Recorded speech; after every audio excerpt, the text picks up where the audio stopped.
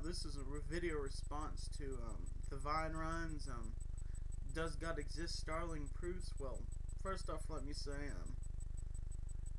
I think you could easily imagine things that don't exist and that you have no real reference to.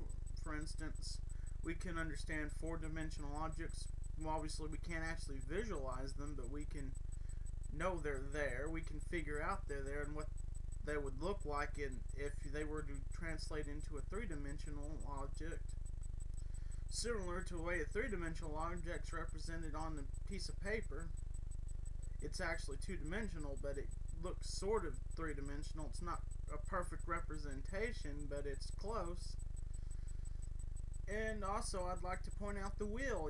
Okay, you might say they're round things in nature. Well, not very round, but certainly it was the first idea for the wheel to put a round thing onto an axle and use it to move things. There was no examples of this in nature anywhere. Name one example of a wheel type device in nature. There is no such thing. And like I said, you might be able to say, well, there's round things in nature, but it still took a total leap to say, let's put an axle on it and put another two wheels together on an axle so that they can freely rotate, and it's going to do that. There's no examples of anything like that in nature. As far as things just a pencil poofing into existence, well, you're trying to say that what, life just poofed into existence, that this galaxy just poofed into existence, that all the galaxies just poofed into existence? No, they slowly evolved from minute particles collecting together to form stars, and when those stars died, they created more complex particles, and they combined to make planets, and then eventually those planets, some of them were suitable for life, and so the chemical compounds slowly came together and ever increasingly more complex. None of this just poofed into existence.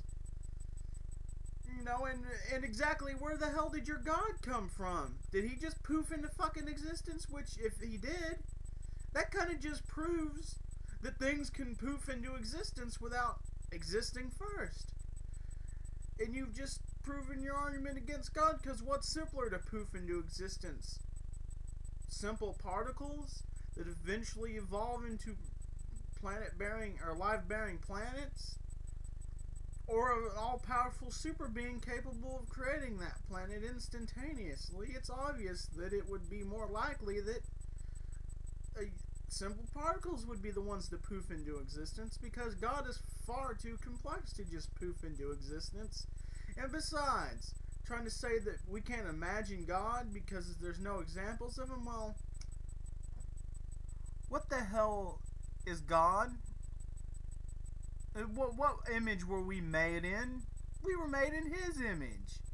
So doesn't that just prove we made him up?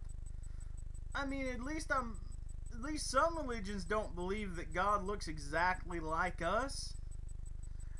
To say that is to prove that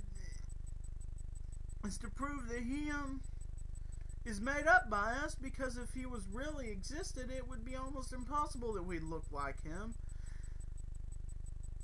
It doesn't make any freaking sense. And you might be able to say, well, the idea of the all-powerful super being, well, you can easily make up an idea, an abstract idea. That's where most of our ideas come from.